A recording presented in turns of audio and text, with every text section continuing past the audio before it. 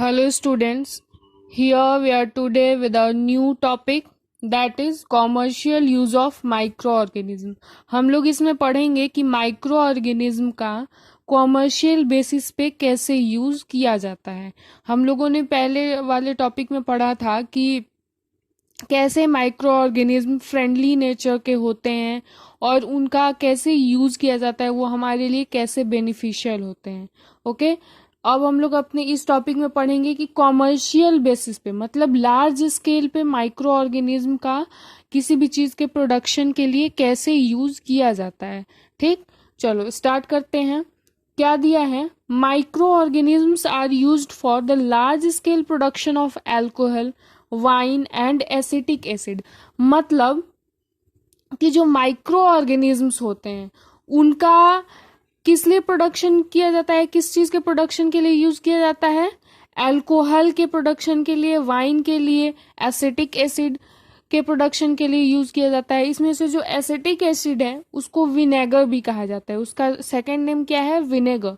मतलब जो भी विनेगर घरों में यूज किया जाता है उसको किस चीज के हेल्प से बनाया जाता है? माइक्रो ऑर्गेनिज्म के हेल्प से इस चीज का प्रोडक्शन होता है।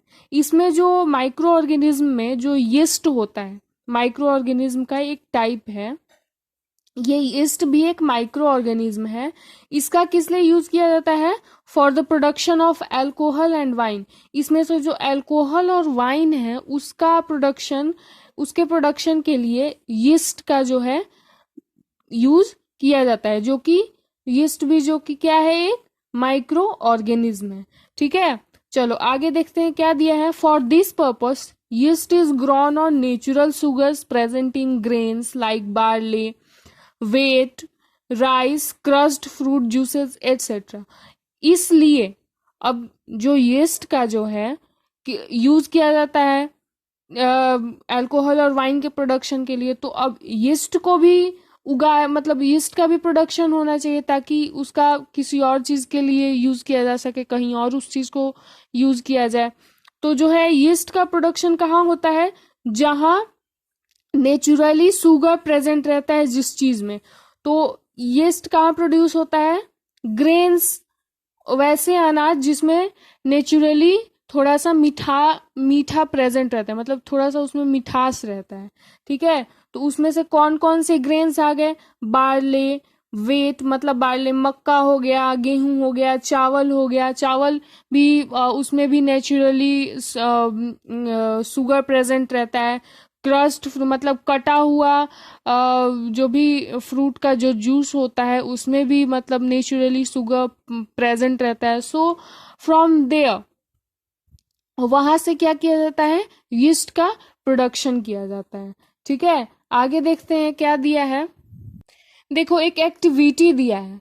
इसमें क्या है? एक्टिविटी से हम लोग एक चीज समझते हैं कि देखो दिया है, take a 500 ml beaker filled up to 3/4 with water. इसमें क्या दिया है कि एक बीकर लेना है, मतलब एक कंटेनर लेना है 500 ml का, जिसमें कि 3/4 भाग पानी से भरा होगा। ठीक है, डिजॉल्व 2 और 3 teaspoon of sugar in it. फिर उसमें क्या करना है कि 2 से 3 चम्मच चीनी उसमें मिला देना है। ठीक है, फिर उसके बाद क्या दिया है? Add half a spoon of wheat powder to the sugar solution. फिर उसमें क्या करना है? 2-3 चम्मच चीनी मिलाने के बाद उसमें जो है कि आधा चम्मच यीस्ट पाउडर को उस शुगर सॉल्यूशन में मिला देना है। ठीक है, फिर keep it cover in a warm place for 4 to 5 hours. उसको व्हीट पाउडर उस शुगर सॉल्यूशन में मिलाने के बाद 4 से 5 घंटे गर्म जगह पे हम उस कंटेनर को रख देंगे। फिर उसके बाद जब तुम उस सॉल्यूशन को स्मेल करोगे तो उसकी सॉल्यूशन बहुत ही अलग आएगी, फ्रेगमेंटेड आएगी। देखो क्या दिया है कि this is the smell of alcohol as sugar has been converted into alcohol by yeast. मतलब कि जो वो स्मेल होगा वो किस चीज का होगा? अल्कोहल का होगा। जब हम लोग अपना मतलब जब वो एक्टिविटी, जब वो एक्सपेरिमेंट करेंगे तो वो एक्सपेरिमेंट के बाद ये नोटिस किया जाएगा, वो जब स्मेल लेने टाइम, कि वो स्मेल किस चीज़ की होगी, अल्कोहल की होगी, क्योंकि जब शुगर सॉल्यूशन में यीस्ट पाउडर को मिलाया गया और उसको गर्म जगह पे रखा गया तो वो किस चीज़ में कन्वर्ट हो गया, अल्कोहल में कन्वर्ट हो गया। तो जो ये प्रोसेस है, मतलब जिस प्रोसेस के द्वारा जो शुगर है किस चीज में कन्वर्ट हो गया, अल्कोहल में कन्वर्ट हो गया, तो उस प्रोसेस को हम क्या कहेंगे, फर्मेंटेशन। मतलब the process of conversion of sugar into alcohol is known as fermentation. Okay, चलो इसमें एक दिया है, Louis Pasteur discovered fermentation in 1857। मतलब जो एक साइंटिस्ट थे लुइस पास्चर, उन्होंने फर्मेंटेशन प्रोसेस को डिस्कवर किया था 1857 ईस्वी में। आगे देखते हैं क्या दिया हुआ है, medicinal use of micro organism. मतलब कि माइक्रो ऑर्गेनिज्म का मेडिसिनल पर्पस के लिए कैसे यूज किया जाता है। देखो क्या दिया है, whenever you fall ill the doctor may give you some antibiotic tablets. जब कभी कोई बीमार होता है तो डॉक्टर्स क्या करते हैं, एंटीबायोटिक टैबलेट देते हैं, या फिर कैप्सूल देंगे, या फिर इंजेक्शन देंगे, सच एज ऑफ पेनिसिलिन। उसमें से एक एंटीबायोटिक का एग्जांपल है पेनिसिलिन। मतलब जब कोई भी बीमार पड़ता है तो डॉक्टर्स या तो एंटीबायोटिक देंगे, या कोई कैप्सूल देंगे, या फिर इंजेक्शन लगाते हैं। तो वो सारे injections, the source of this medicine is micro organism. वो सारे मेडिसिन का जो सोर्स है वो कौन है, माइक्रो ऑर्गेनिज्म है। दिस मेडिसिन किल और stop the growth of the disease causing micro organism. ये जो मेडिसिन होते हैं जो बनाए जाते हैं एंटी माइक्रो ऑर्गेनिज्म को यूज करके, जो मेडिसिन बनाए जाते हैं, ये सक्षम होते हैं, ये कैपेबल होते हैं क्या करने के लिए, कि जो डिजीज कॉजिंग माइक्रो ऑर्गेनिज्म है उसको रोकने में, उसको उसके ग्रोथ को बढ़ने से रोकने के लिए इस मेडिसिन में कैपेसिटी होती है। ठीक है, तो इस तरह के मेडिसिन को हम क्या कहते हैं, एंटीबायोटिक कहते हैं। जो मेडिसिन जो भी डिजीज है उसको उसका ग्रोथ होने से रोके, उस तरह के मेडिसिन को हम क्या कहते हैं, एंटीबायोटिक कहते हैं। देखो क्या दिया है, this days a number of antibiotics are being produced from bacteria and fungi. इस समय क्या है कि बहुत सारे ऐसे एंटीबायोटिक्स हैं जो कि बैक्टीरिया और फंजाई के हेल्प से बनाए जा रहे हैं। एंटीबायोटिक्स मतलब जो बैक्टीरिया और फंजाई है ये भी माइक्रो ऑर्गेनिज्म है। तो ये सारे माइक्रो ऑर्गेनिज्म को डेवलप करके बहुत सारे मेडिसिन को बनाया जा रहा है। जैसे कि कुछ एंटीबायोटिक्स हो गए, एग्जाम्पल में स्ट्रेप्टोमाइसिन, टेट्रासाइलिन एंड एरिथ्रोमाइसिन, ये सारे एंटीबायोटिक्स के ही एक एग्जाम्पल हैं जो कि किस चीज से बनाया जाता है, by the use of fungi and bacteria. क्या दिया है, the antibiotics are manufactured by growing specific microorganism and are used to cure a variety of diseases। ये जो सारे एंटीबायोटिक्स हैं ये किस चीज के द्वारा मैन्युफैक्चर किए जाते हैं, manufactured by growing specific micro organism. मतलब किसी एक स्पेसिफिक माइक्रो ऑर्गेनिज्म को डेवलप करके ये एंटीबायोटिक्स को, ये सारे एंटीबायोटिक्स को बनाया जाता है। और ये किस लिए यूज किए जाते हैं ये antibiotics, to cure a variety of diseases. मतलब बहुत सारे जो डिजीज होते हैं, अलग अलग तरह की बीमारियां होती हैं, उनको ठीक करने के लिए ये सारे एंटीबायोटिक्स का यूज किया जाता है, जो कि डॉक्टर्स प्रिस्क्राइब करते हैं किसी भी पर्सन को, जो पेशेंट होते हैं। चलो आगे देखते हैं, antibiotics are even mixed with the feed of livestock and poultry to check microbial infections in animals. ये जो एंटीबायोटिक्स हैं इनको क्या किया जाता है कि पहले तो मतलब बहुत सारे अलग अलग एनिमल्स पे चेक किया जाता है ताकि कोई माइक्रोबियल इन्फेक्शन तो नहीं ना हो रहा है। अगर उसको बनाया गया है तो पहले चेकआउट किया जाता है कि उससे कोई दूसरा इन्फेक्शन तो नहीं हो रहा है, वाकई में ये जो है डिजीज, जो भी डिजीज है उसको क्योर करने के लिए ये मेडिसिन सही है या नहीं। They are also use to control many plant diseases. और देखो, एक तो ये भी है कि मतलब जो भी बहुत सारे, ये जरूरी नहीं है कि ह्यूमंस के लिए ही यूज किया जाता है एंटीबायोटिक्स को, नहीं, बहुत सारे एनिमल्स को भी जो भी डिजीज होती हैं, या फिर बहुत सारे पोल्ट्री, मतलब पोल्ट्री में आ जाता है कि मतलब लाइक जो भी हैंस हो गए, कोई मुर्गी पालन कर रहा है, कोई मत्स्य पालन कर रहा है, मछली का पालन, तो वहां पर भी अगर उन सारे एनिमल्स को भी, उन सारे लिविंग ऑर्गेनिज्म को भी अगर कोई बीमारियां होती हैं तो बहुत सारे एंटीबायोटिक्स डेवलप किए गए हैं जो कि उन बीमारियों को सही करता है। ठीक है। और प्लांट डिजीज भी, मतलब कोई पौधे में कोई बीमारी है, हो गई है, जिसके वजह से उसमें डेवलपमेंट नहीं हो रहा है, उसका ग्रोथ नहीं हो रहा है, तो उसको भी सही करने के लिए, उसको भी ठीक करने के लिए बहुत सारे एंटीबायोटिक्स को डेवलप किया गया है। ओके, सो हम लोग ये ओवरऑल कंक्लूड कर सकते हैं कि जो एंटीबायोटिक्स होते हैं वो बहुत ही बेनिफिशियल होते हैं किसी भी तरह के डिजीज को क्योर करने के लिए। और ये सारे एंटीबायोटिक्स किस चीज के मदद से बनाए जाते हैं? माइक्रो ऑर्गेनिज्म के हेल्प से बनाए जाते हैं। ओके, अब हम लोग आगे देखते हैं कि वैक्सीन का क्या इम्पोर्टेंस है। Okay, from where vaccine are being produce, कैसे चीज बनाया जाता है। देखो क्या दिया है, when a disease carrying microbes enter our body, the body produces antibodies to fight the invader.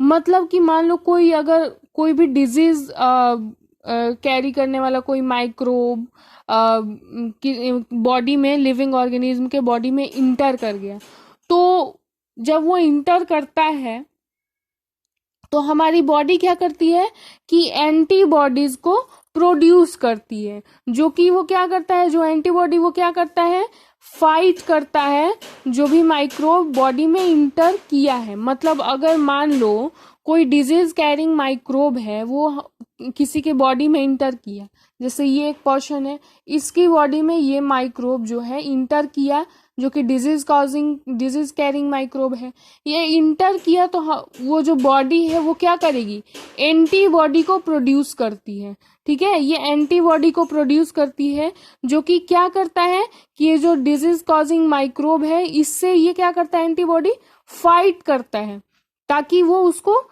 मार सके। ठीक है, उसको रोक सके कि वो ग्रोथ, वो जो है बॉडी में ग्रोथ ना करे, जो माइक्रोब है वो बॉडी में ग्रोथ ना करे। चलो देखें आगे।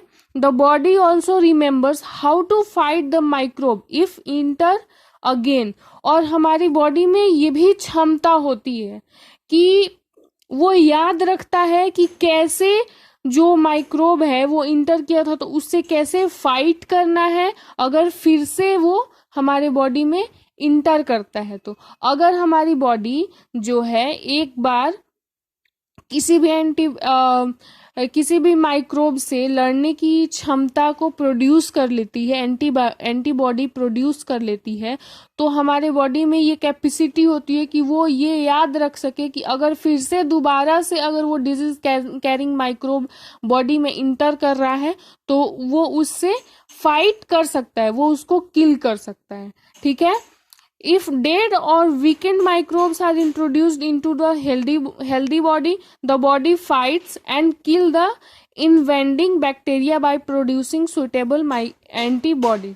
अगर मान लो कोई मतलब निर्जीव या फिर बहुत ही मतलब कमजोर माइक्रोब जो है हेल्दी पर्सन के बॉडी में इंटर कर गया, अगर कोई बहुत ही ज्यादा स्वस्थ व्यक्ति है, किसी का इम्यून सिस्टम कहा जाता है ना, इम्यून सिस्टम में होता है कि रोग प्रतिरोधक क्षमता होती है, जिसका इम्यून सिस्टम स्ट्रांग होता है वो पर्सन हेल्दी रहता है और उसके अंदर जो भी मतलब किसी भी डिजीज कॉजिंग माइक्रोब से फाइट करने की कैपेसिटी होती है, वो उस माइक्रोब को क्या कर देता है, किल कर देता है। अगर कोई पर्सन का इम्यून सिस्टम बहुत ज्यादा स्ट्रांग है तो तो क्या होता है कि अगर मान लो कोई भी निर्जीव या फिर बहुत कमजोर माइक्रोब किसी हेल्दी पर्सन के बॉडी में इंटर किया, तो वो बॉडी क्या करेगी, उस माइक्रोब के अगेंस्ट फाइट करेगी ताकि वो उसको मार सके और स्टॉप कर सके, जो भी बैक्टीरिया या फिर जो भी माइक्रोब इंटर किया है उसके अगेंस्ट। देखो क्या दिया हुआ है, the antibodies remain in the body. फिर क्या होता है कि मान लो जो एंटीबॉडी प्रोड्यूस हुआ है बॉडी में हमारे, मतलब किसी भी नॉर्मल इंसान में, तो वो क्या हो जाता है, वो एंटीबॉडी वहीं पे उसी में रह जाता है, प्रेजेंट रहता है। ऐसा नहीं है कि वो एंटीबॉडी प्रोड्यूस हुआ तो फिर खत्म हो जाता है, नहीं, वो एंटीबॉडी हमेशा के लिए वो एंटीबॉडी इम्यून सिस्टम में रह जाता है, किसी भी पर्सन के बॉडी में रह जाता है। And we are protected from the disease causing microbe for ever. और हम लोग उससे क्या हो जाते हैं कि प्रोटेक्टेड हो जाते हैं हमेशा के लिए, क्योंकि हमारी बॉडी में जो है वो रोग प्रतिरोधक क्षमता, वो एंटीबॉडी हमेशा के लिए प्रेजेंट हो गई है। वो हमेशा के लिए एंटीबॉडी हमारे मतलब किसी भी पर्सन के बॉडी में प्रेजेंट हो जाता है। तो इस वजह से अगर वो एंटीबॉडी प्रेजेंट है तो उसमें ये क्षमता होती है कि अगर कोई माइक्रोब आ रहा है तो वो उसको क्या कर देगा, किल कर देता है। This is how a vaccine work. इसी तरह से जो वैक्सीन है वो वर्क कर रहा होता है। Several diseases including cholera, tuberculosis, small pox and hepatitis can be prevented by vaccination.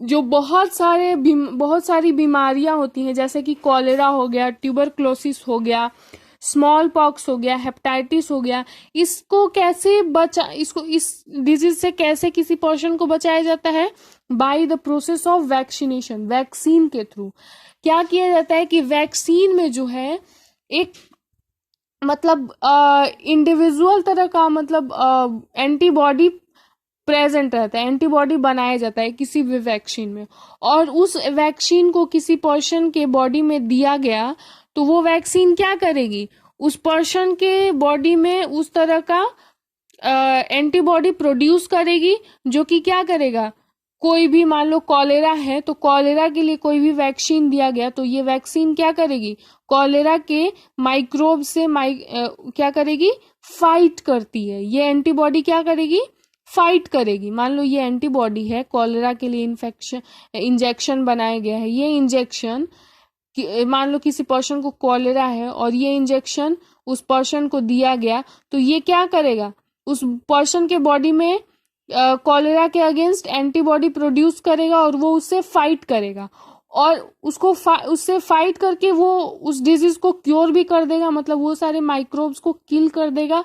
और उसके बाद क्या होता है कि जो एंटीबॉडी कॉलेरा के लिए उस पर्सन के अंदर दिया गया है, वो एंटीबॉडी उस पर्सन में हमेशा के लिए प्रेजेंट रह जाता है, हमेशा के लिए उसमें रह जाता है, जिससे कि अगर कभी दूसरे बार मान लो कभी दूसरे टाइम कभी और उस पर्सन के अंदर कॉलेरा का दूसरा माइक्रोब इंटर किया तो फिर से क्या होता है कि बिना इंजेक्शन दिए ही वो बॉडी क्या करती है, कॉलेरा के माइक्रोब से क्या करती है, फाइट करना स्टार्ट कर देती है और उस माइक्रोब को किल कर देती है। ठीक है, क्या दिया है, in your childhood you must have been given injection to protect yourself against several diseases. बचपन में बहुत सारे बच्चों को दिया जाता है बहुत सारे इंजेक्शन, ताकि बहुत सारे डिजीजेस से मतलब उसको प्रोटेक्ट किया जा सके, जैसे कि मतलब चिकन पॉक्स हो गया। ये सारे जो भी इंजेक्शन दिए जाते हैं इसलिए दिए जाते हैं कि ताकि उसके एंटीबॉडीज जो हैं उस बच्चे में हमेशा के लिए प्रेजेंट रहे, और कोई भी उस डिजीज कैरिंग माइक्रोब का कोई भी माइक्रोब अगर उस बॉडी में इंटर करता है तो उसके लिए ऑलरेडी एंटीबॉडी प्रेजेंट रहते हैं जो कि उससे फाइट कर सकते हैं। ठीक है, so it is for the prevention purpose the injection are given to any people. Okay, it is essential to protect all children against this diseases. ये बहुत ज़रूरी होता है ताकि जो भी बच्चे हैं उनको ये सारी बीमारियों से प्रोटेक्ट किया जा सके। Necessary vaccines are available in the nearby hospitals, जो भी जरूरी वैक्सीन्स होते हैं वो आसपास के हॉस्पिटल्स में प्रेजेंट रहते हैं, वहाँ अवेलेबल रहता है। You might have seen the advertisement on TV and newspapers regarding protection of children against polio under the pulse polio programme.